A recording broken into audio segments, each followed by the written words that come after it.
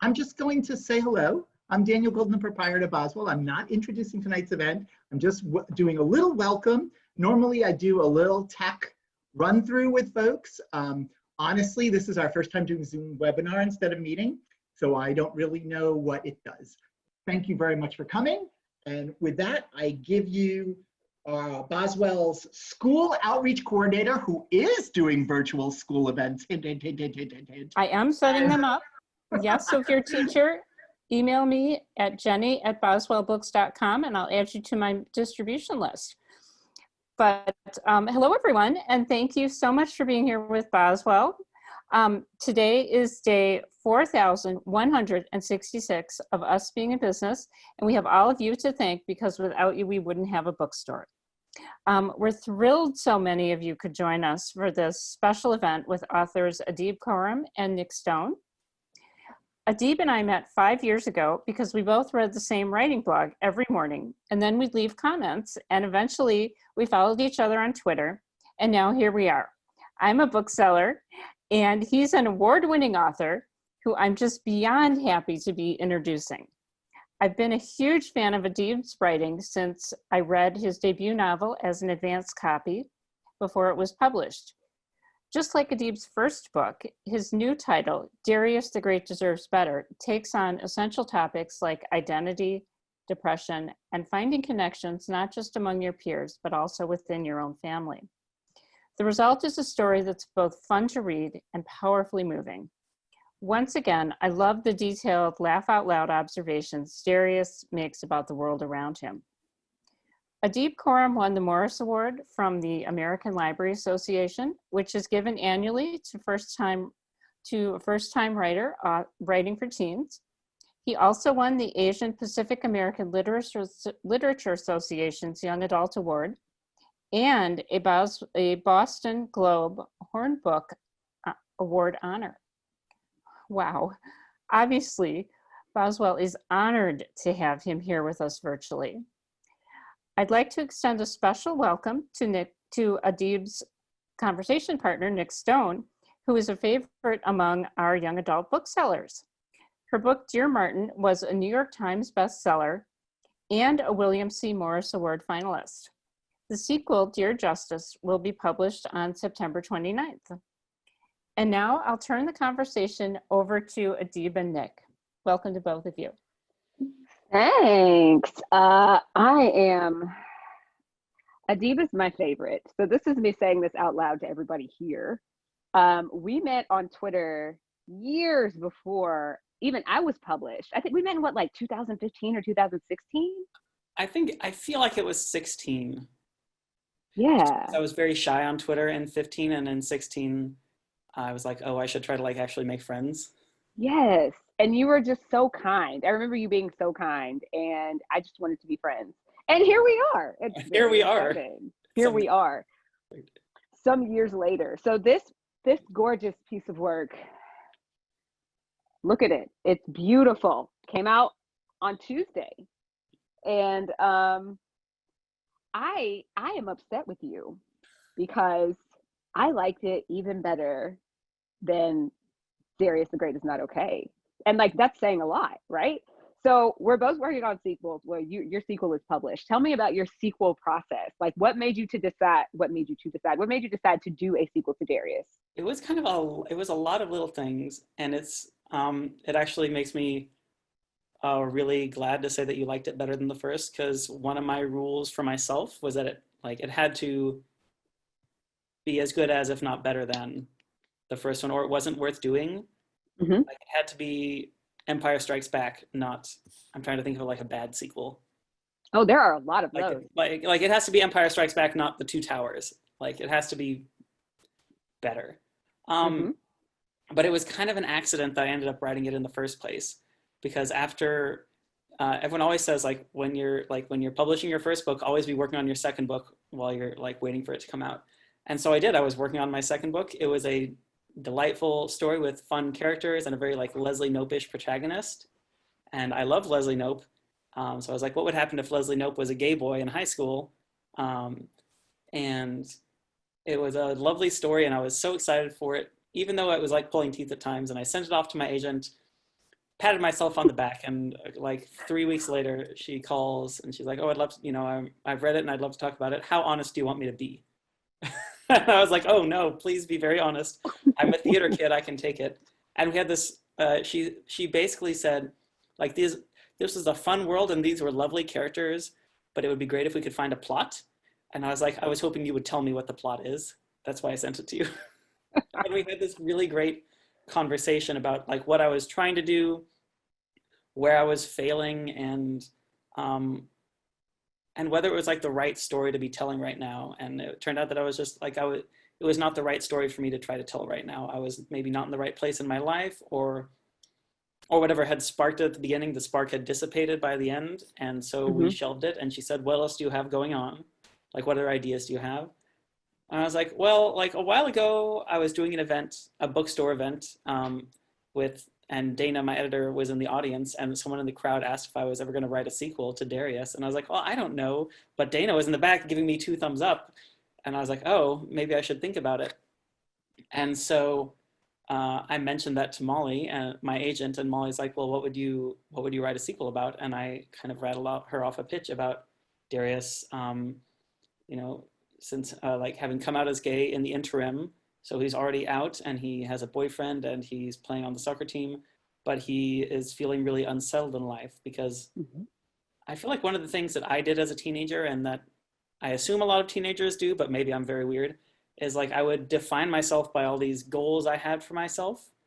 And then sometimes I would achieve them and they'd be great. And sometimes I would fail and that would be terrible. And sometimes there was this weird thing where I would achieve them, but it would still be terrible because it wasn't right for me. And I wanted to tell a story about that.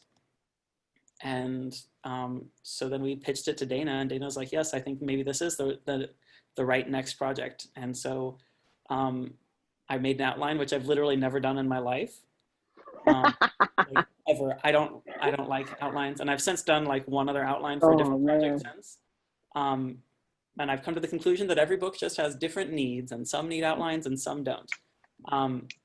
But so I wrote an outline, and then I like wrote the book, and it was so like joyful and easy. And I've never had a book like that before or since. And I wish I could just bottle that feeling of like, I love the story and I love the characters and I'm having fun writing. Yeah. And I sent it in, and it was actually one of the best first drafts I've ever done. It was like somewhat cohesive, which is saying a lot for my first drafts because they're usually dumpster fires. Like there was literally a porta potty that fell from the sky in the first draft of Darius the Great is Not Okay. There was like a whole Freddie Mercury subplot. Like it was a lot. Oh. And I love Freddie Mercury. I need to read that draft. I want that draft. Give it to me. I want to read it. I love Freddie Mercury. It can never compare to Odd One Out though, as like the pure Freddie love. Oh man, I love me some Freddie Mercury. I love Freddie Mercury. But yeah, but this one was like pretty together, and it was weird and really great. And so yeah. It's so good. So I'm like reading. You do so much in this one book, but at no point did I ever feel like you were, sometimes it's like, oh, but this person, they have this going on and this going on and they're just doing too much. That doesn't happen here. But you have this, so we have Darius with a boyfriend from page 1, which is just gorgeous. I'm also in the very beginning of this book, by the way, I cut Darius's hair. I've decided that's me.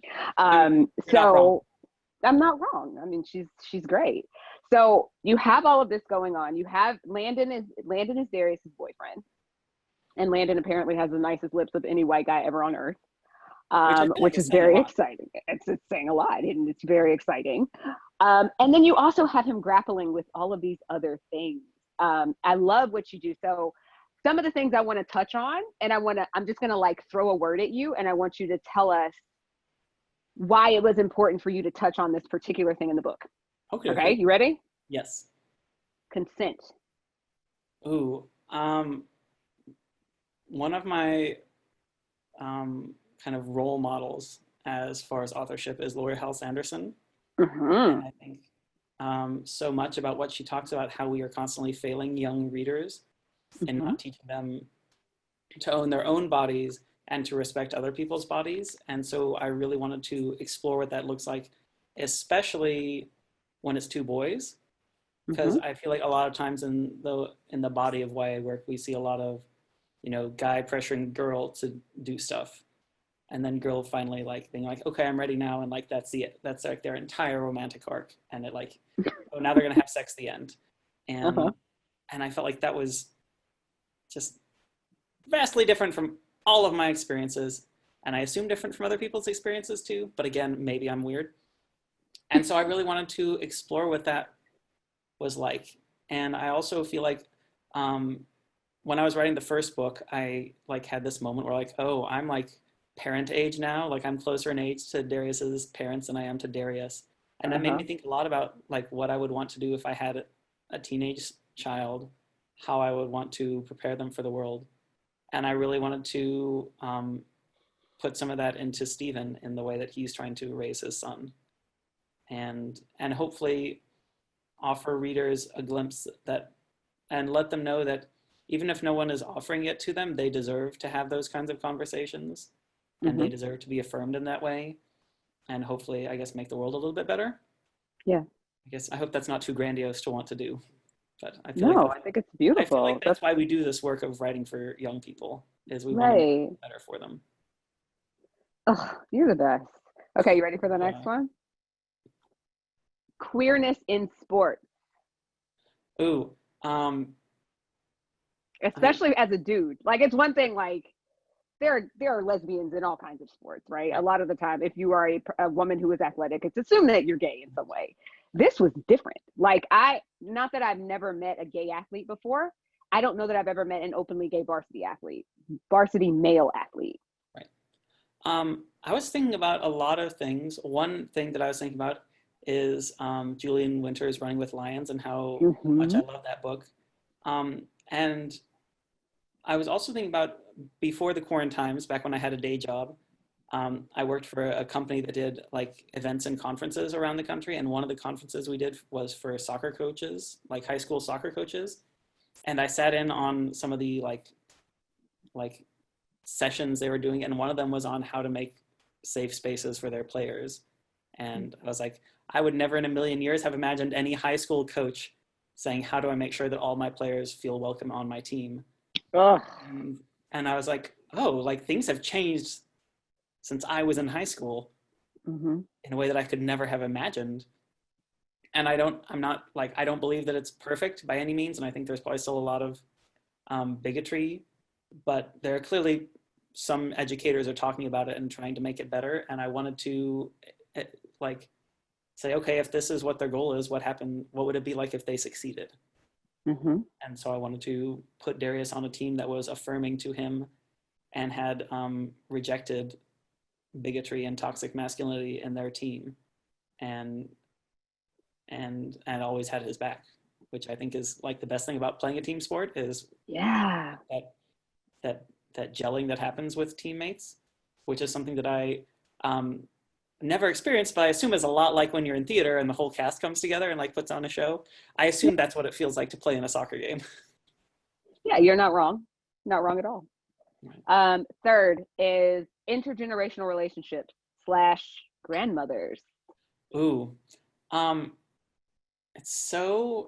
it was so exciting to get to go back and write about Darius's relationship with his grandmothers, because in the first book, I put in a line that Darius had 2 grandmothers on his dad's side. And I don't even know necessarily why I made that choice. It was just one of those things. I was like, oh, I think Darius should have 2 grandmothers on his dad's side. And then I never imagined I'd get to come back and explore that. And when I did, it was so exciting. And I think a lot about how when I talk to queer students, when I do school visits, their experiences are so different than mine. Their frame of reference is different than mine. Their understanding of queer history is different than mine. I was in high school, like right around the turn of the millennium. And so I remember growing up, I feel like the AIDS crisis had like somewhat subsided, but it was still very much if you're gay and have sex, you're going to die. Like, Yep. that was the entirety of my education. And even so, like, I don't think I grew up learning about Stonewall. I grew up learning about ACT UP and like 80s stuff. And so I had to go and learn all this queer history for myself. And I imagined, like, what's it like for teenagers now? Where are they getting their queer history?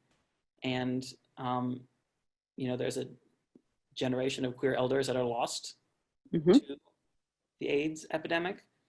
But there are still some that survived. And I really wanted to bring Darius into orbit of that. And his grandmothers were a really exciting way to do that. And it's funny, I also just think of, like, I'm 35, and sometimes I'm just tired of the way that queer people are treated, and I can't imagine being 65 and still feeling like we haven't come far. And so I also want to just, like, look at the toll that the fight takes on us, in kind of an honest way, but I like to think I made it in a hopeful way as well, that even if you get tired of the fight, you see a young person come along and they have fresh energy for it, and you kind of get reinvigorated as well. Yeah. Oh, so good. I literally have like goosebumps. I want to switch gears because there's one more question. There's one more question I want to get to. Okay. I think I'll be able to get to two more before we do audience Q&A. One thing that I really loved, both about Darius the Great Is Not Okay and Darius the Great Deserves Better, is the way that depression is such an integral part of the story, but the way it's like, but it's not the story, right? And one of my favorite things, especially about Darius the Great Deserves Better, is how you make it so crystal clear that you can be doing all of these great things, you can have this great life, and you can still be depressed. I feel like there are people who are under the impression that, like, oh, well, if you just looked on the bright side, things would be better, right? Why was it important to you to make sure to highlight depression as this thing that kind of exists outside of circumstances? Part of that is just that it's been very true to my life. That even when I'm on cloud nine, even when I'm putting a book out, when I'm getting to go and talk to young people, which is one of the, like, best things ever, it's still a part of my life, and I still like go back to my hotel room after doing a school visit and just collapse on my bed exhausted because life is really hard and I'm just feeling bad about it. Or there's a voice in my head telling me that no matter what I do, it's never going to be enough, and I will never make the world better for young people. I will never be as successful as I want, or have the life I want to live. And that just never goes away. I learned to deal with it, and I learned how to talk back to that voice and tell it to shut its mouth. And some days that goes really well, and some days it doesn't.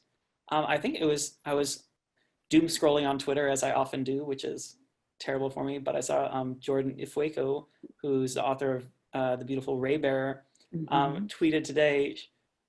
She's like me, I'm on the NYT bestsellers list. Surely I won't be depressed today. And like depression, oh, but wait, yes, you are.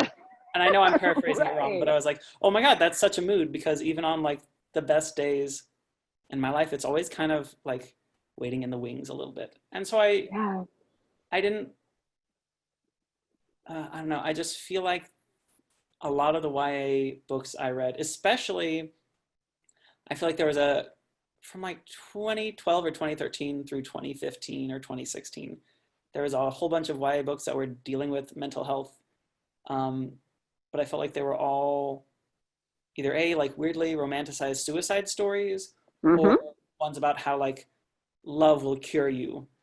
And I felt it was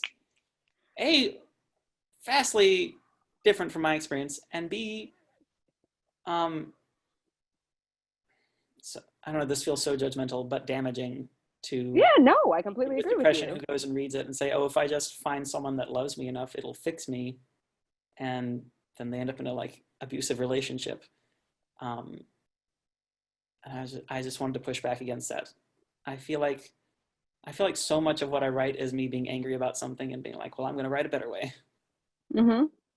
It's awesome. It's great. And like for me, it's wild, right? So reading this book, I was like, this is exactly the book that I needed during this quarantine, because there's so much about it that validates how I feel a lot of the time, because we're in a global pandemic and everything is kind of a mess, but there are also really great things happening. And so there's this weird duality where like there are great things and then you still feel terrible because there are also terrible things, and the existence of all of this stuff at once. I feel like Darius the Great Deserves Better validates kind of the coexistence of so many things. And I personally appreciate you for writing it. Last question from me, because we touched on this a little bit earlier when we were talking about the queer rep in athletics. Something that you do just resoundingly well is you write the world both as it is and both as you envision it being better. Like it's like it could be better, so I'm going to write this vision of it as better than it is, but also as it is. How do you do that? Like, can you teach me? I don't know. I think that's something that I get from your books as well, which I don't know, Adib. I think even when you're examining the toughest of topics, you always find this shard of hope, and it feels like all your books put faith in young people to do better than we have. True. And I feel like that's what I'm doing. Yeah. Is I'm saying to the reader, here's how someone your age is tackling this problem in a way that hopefully makes the world better and brighter and more just and more equitable. And if they can do it, so can you. Ugh. So I think that's what it is. That maybe there's also a little bit of like denial of reality, to be honest. Mm-hmm. Like I told my editor, and now I'm telling all of you, that Darius exists in a parallel universe where things went differently in 2016. Like I will fully own that it's a fantasy in that regard. But I feel like all of us have our own ways of clinging on to hope and sharing that hope with others. Sorry, I hope that was No, it's amazing. Like I'm like, I have so many feels, right? And I feel like these virtual events can be so taxing, but when you're having this authentic conversation with somebody who clearly cares about people, cares about kids, who wants to make the world better, it just makes it so much less taxing. So thank you for just being a fantastic human being, seriously. And it comes through in your work, it comes through in your books. I just lied because I'm going to ask you one more. Are we going to get like a Darius trilogy, or you're like waiting, or you're working on something else? I am working on something else, another YA novel right now, which is kind of a secret for now, but hopefully we'll be able to announce it soon. There's nothing planned for a third Darius, but just between you and me and everyone in this event, I think it'd be really fun to write one, and a lot is just on kind of, publishing is such a weird business, and so a lot's just going to depend on how this one does. And it's certainly weird to be putting out a book in the quarantimes. Just which I know you felt and are about to feel again.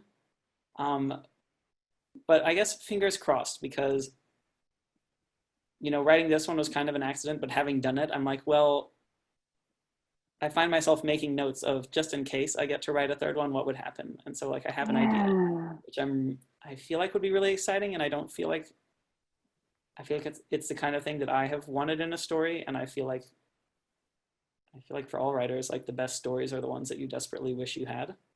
Mm-hmm. So I guess all this to say, fingers crossed.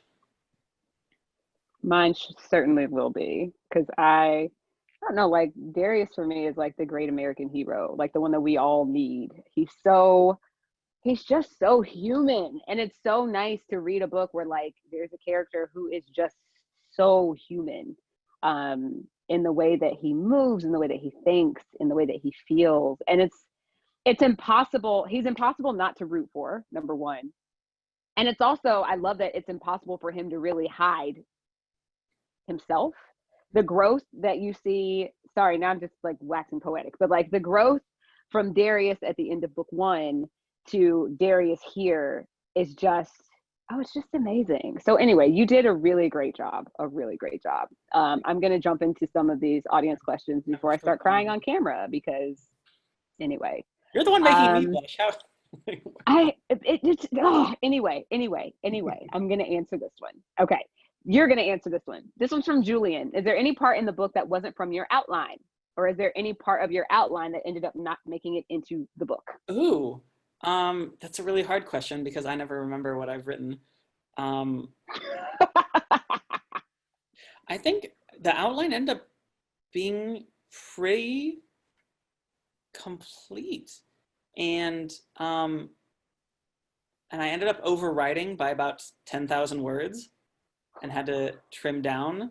For a moment, I spent like a few days just like spiraling, laying on the floor, face down, murmuring into my carpet that I don't like know how to do it. And then I went back and read and I was like, oh, I literally wrote the same scene in 3 different places because I wasn't sure where it belonged. And I had done that a ton of times. And so I was like, oh, well, if I just pick one of these 3 scenes where this thing happens, it doesn't have to happen 3 times. And that really helped solve it. And I did end up getting it down. And it's still like a little bit longer than the first one. But it's definitely not like 75,000 words like a, like balloons.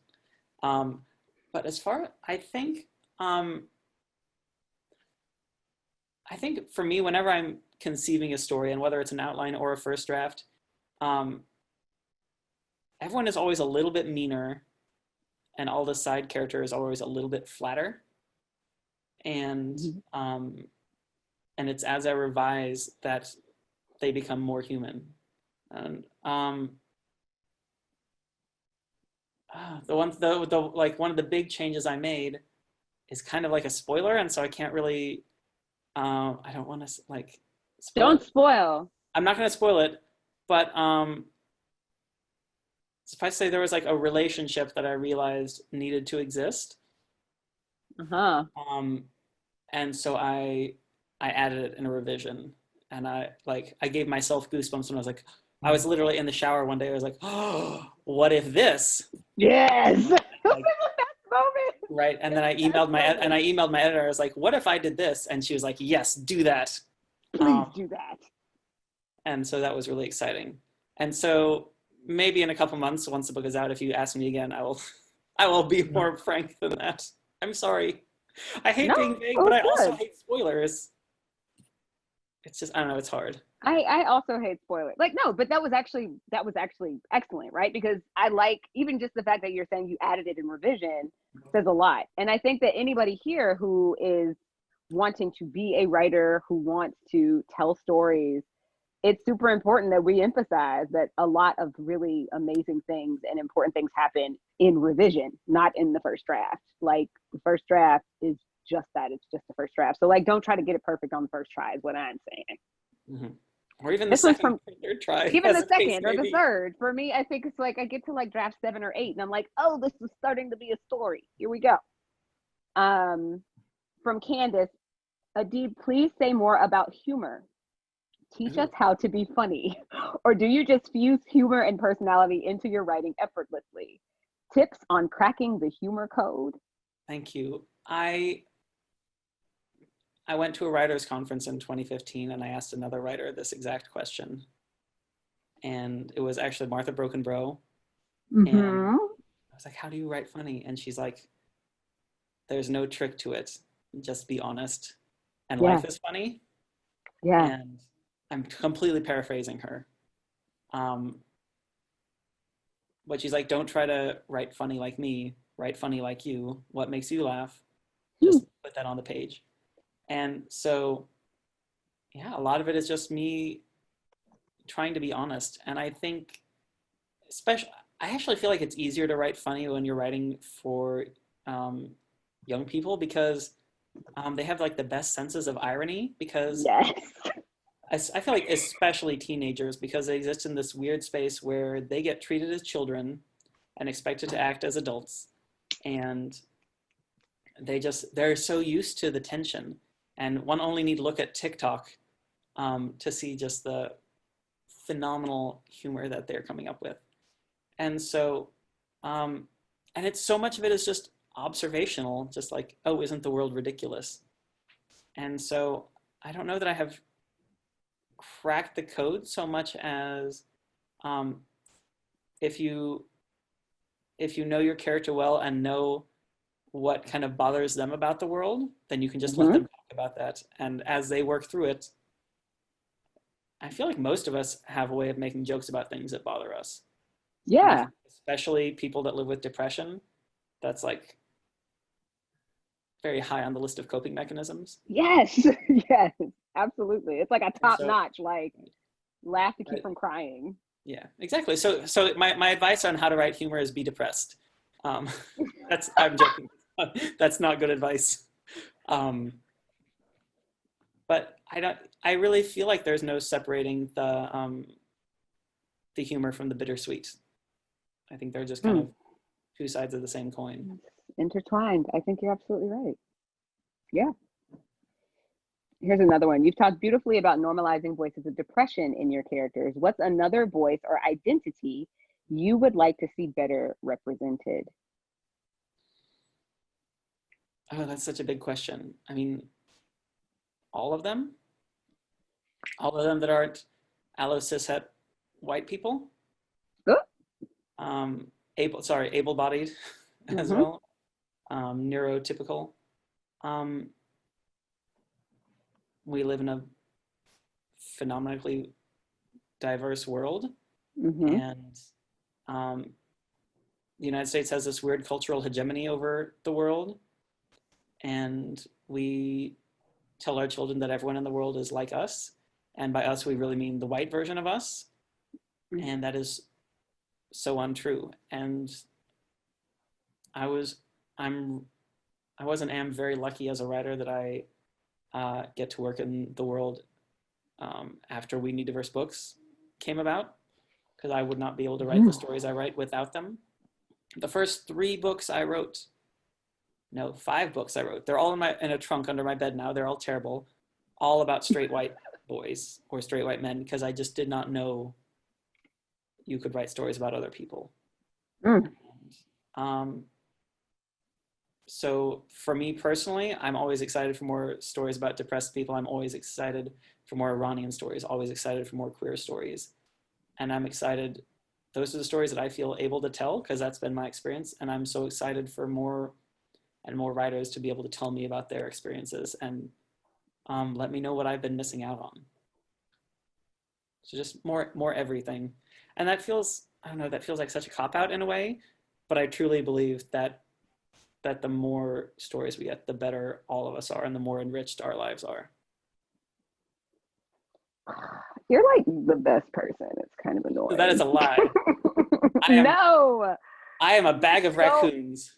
No, but you're also like so pure, right? And you were like, you and Darius, there's this purity of spirit and heart that I wish there was more of in the world. That's what I want more like Adibs in the world is what I want. Oh, I don't know. If there were more of me, my shiny forehead would contribute to global warming, I'm sure. It would probably fix global warming. Actually, you're right. It would reflect more sunlight back out. It would glisten and everything would go back to being fine. The ozone layer would fix itself and everything would be fine. Everything would be fine. Parks. Yes. So here's a sorry. We're great friends, y'all. Right. This is from Todd. What is the role of restriction in your fiction? As in, you restrict a space or access to something, and then the characters have to act. They have to act within that restriction or because of the restriction. Interesting. I don't know that I ever think about restriction so much as I always think about consequence, and how every choice a character makes leads to consequences, and some are foreseen and some are unforeseen. And the story exists in the Venn diagram between the foreseen and the unforeseen. But yeah, and so you kind of are making a chain of choices and consequences.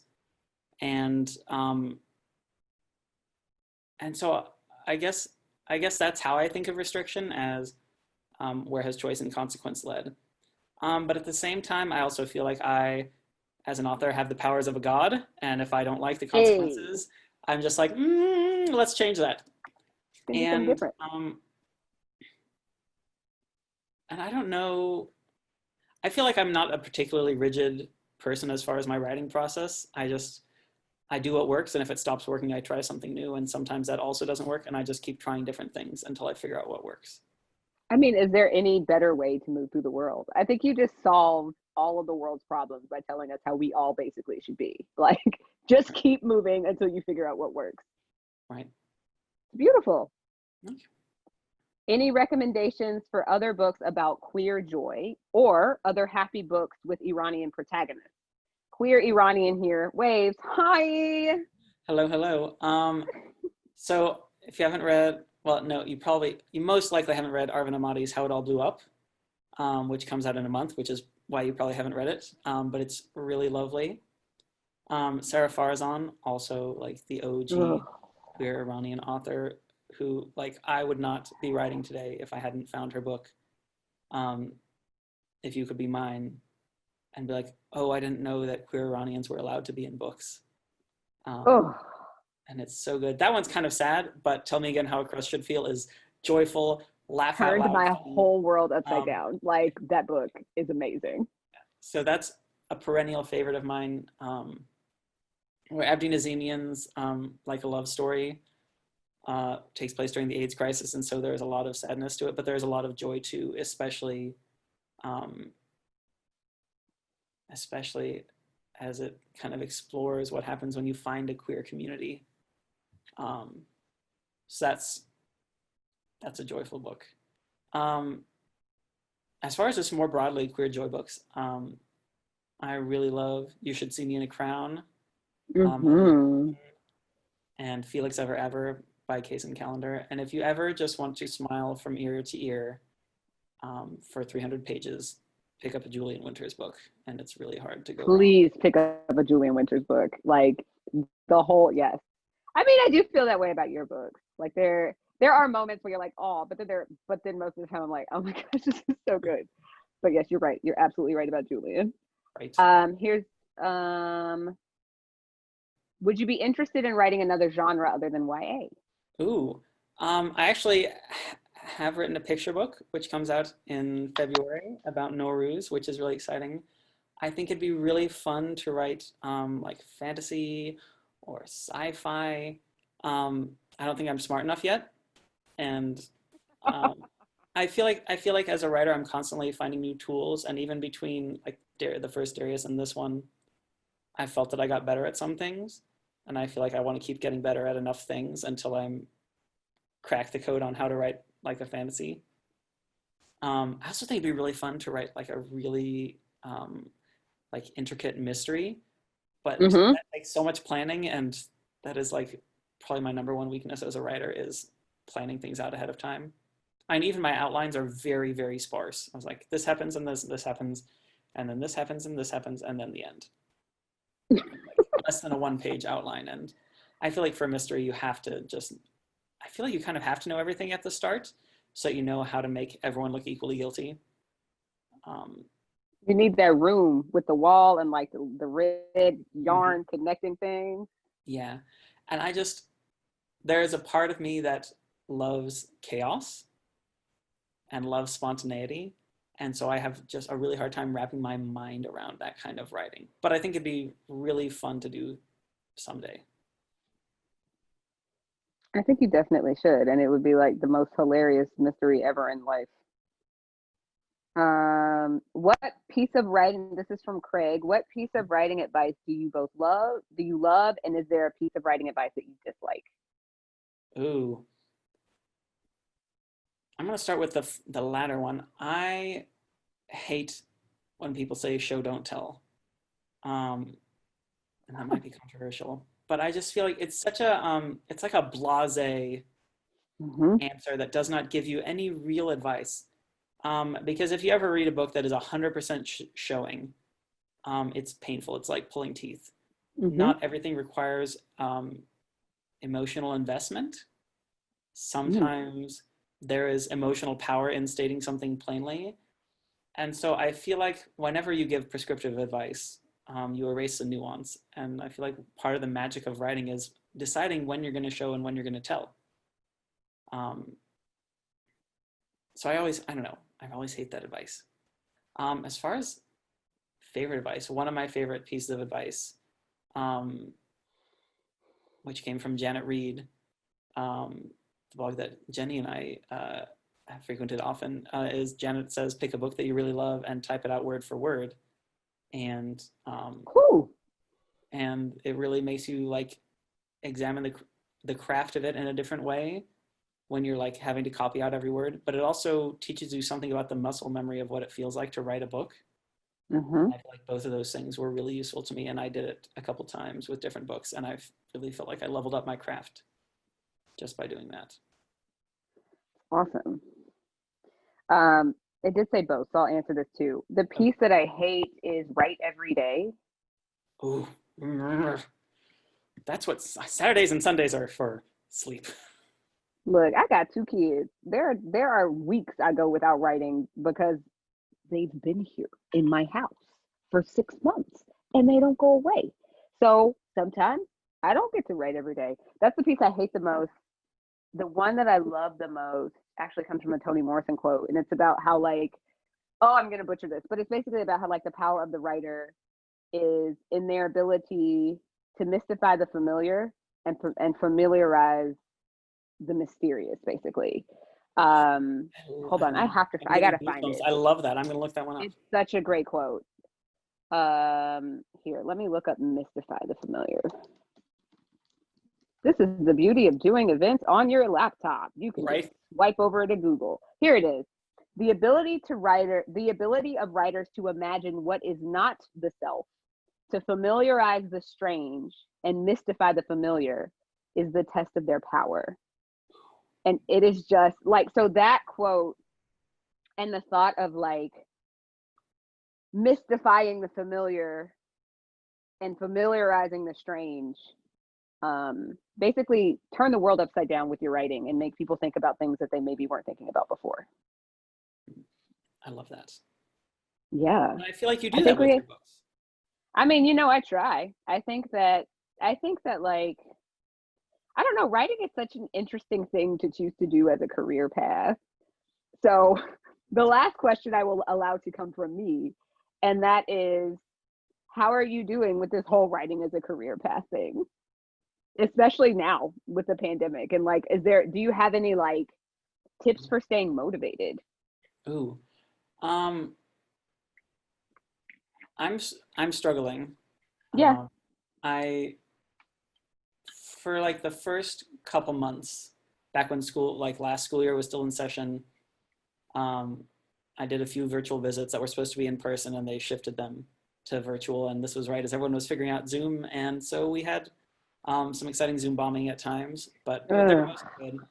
But I was just like talking to these teenagers whose faces I usually could not see, and I was like, I just want you to know, if you think I have my shit together, I do not, and so if you don't have yours together either, I promise you it's okay.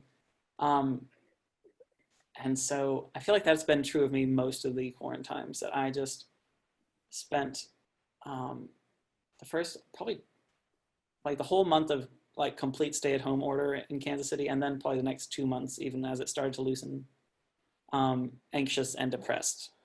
I was laid off from my job and then rehired from my job when they got like a PPP loan.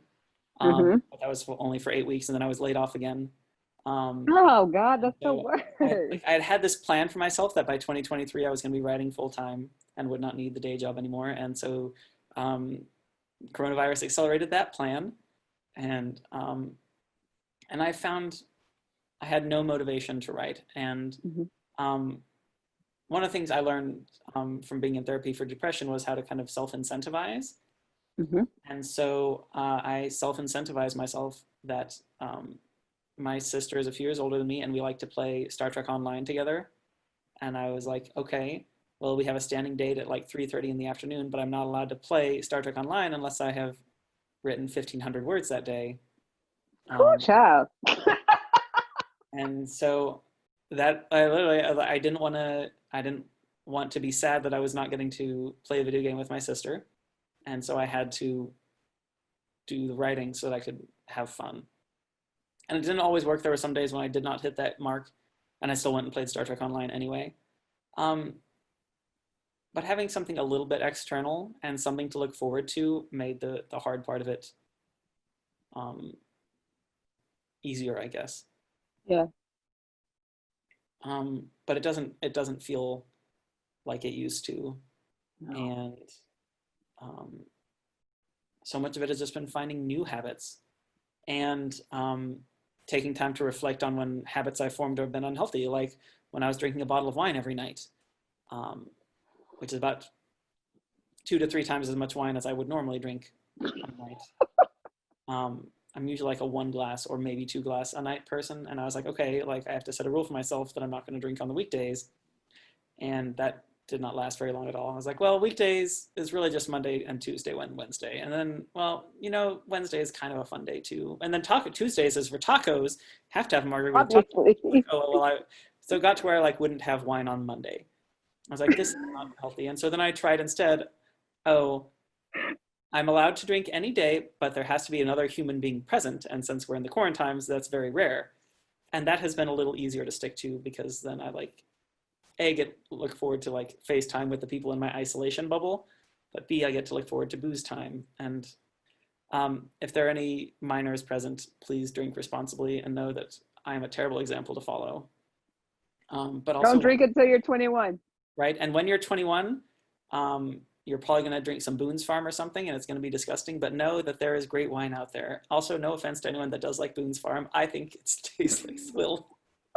And I went through my phase in college where I thought it was great, but it literally just tastes like Kool-Aid mixed with yeast. So, yeah. But don't drink that. Yeah, don't drink. Or just do. Be healthy and take care of yourself. Sorry, I'm just rambling. I just also want to say that like fine. It's been great.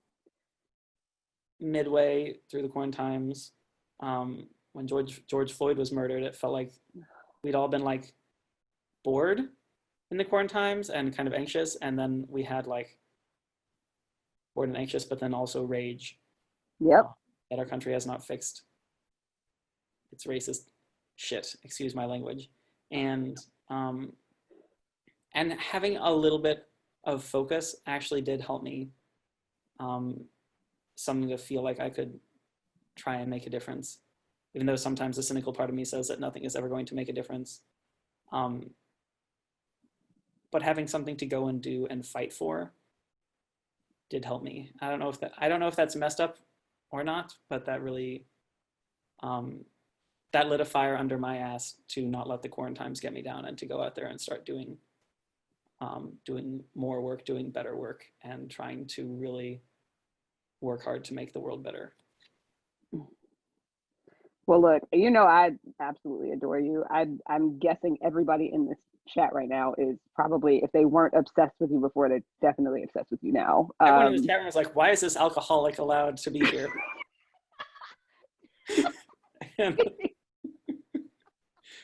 Right.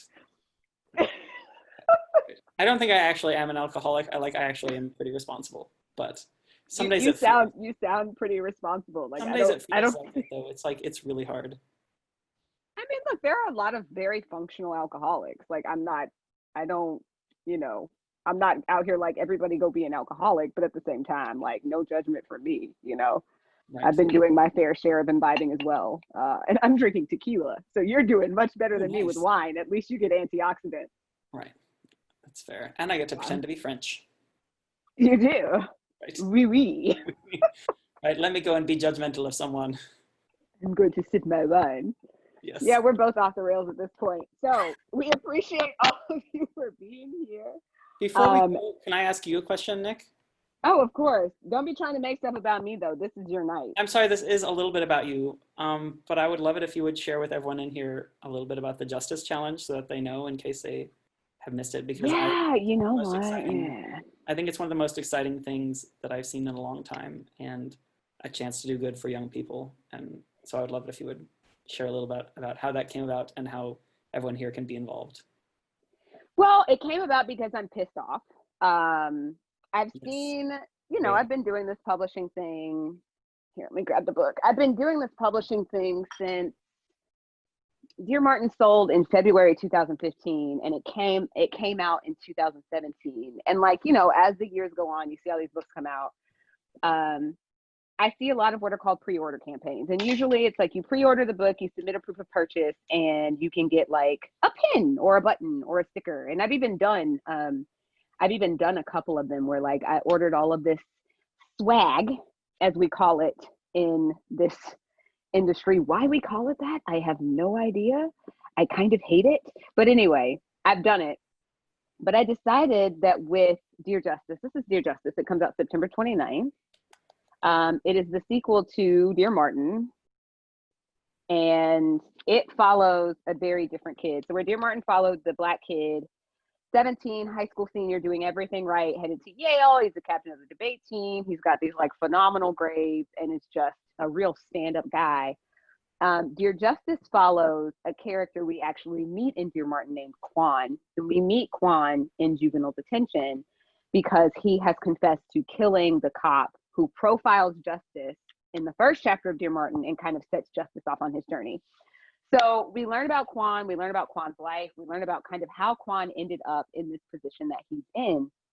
And when I was thinking about what this book means, why I wrote it, and what I wanted to kind of like have an opportunity to do in the world, I went to my publishing house and I said, okay, so for a pre-order campaign, what I want to do is I want every pre-order of this book to lead to a kid in a detention center getting a copy either of this book or of Dear Martin. And they went along with it, which was great. Like, I was like, great, I'm glad that this is going to work out. Originally, I was like, I will pull money out of my own pocket to have X amount of copies printed so that this book can go to kids in detention. So what you do, if you pre-order Dear Justice, there's a website, justicechallenge.com. Yes, there it is. Yes, so Justice Challenge, you pre-order, you submit your receipt to this website, and it will count toward a book. So with the pre-orders, it's a paperback of Dear Martin that will go to this. It's an organization called Prisoners Literature Project. And basically this organization distributes books across the country to both jails and juvenile detention centers. So an incarcerated person will get a book as a result of you buying a book. So it's like a buy one, give one. And then if you use the hashtag on either Twitter, Instagram, or Facebook, hashtag Justice Challenge, an arc of Dear Justice will be donated. So the arc, this doesn't require a purchase at all. Like, I've been putting the hashtag on just random stuff. Like, you're posting a twerk video, put the hashtag on it. You want to post about your new shoes, put the hashtag on it, because why not make sure people who are locked up are getting good books? That's the Justice Challenge for you, friends. I think it's incredible. And I'm just really honored to know you and know someone that would come up with this awesome idea. So thank you. I appreciate that. I love you. You're great. Thank you for being my friend and writing these books that are helping me get through the quarantimes. I'm totally stealing that. It is brilliant. Please, I'm trying to get it into Merriam-Webster for the next year. Quarantimes. That's what we're in, friends. Right. But yeah, we appreciate you all coming, hanging out with us, listening to us clown and totally go off the rails a few times. But it's fine. We had a good time. Jenny's coming back to close us out. Yes. Thank you, Adib. Thank you, Nic. And thanks to everybody who showed up tonight to listen to them. This is really just a wonderful chat and conversation between you two. It was great. Thank you. Thank you so much for having us. Well, have a great evening, everyone. Thank you all, and be gay and do crimes. Bye, everyone. Good night. Thanks for being here. What Adib said. Bye. Bye.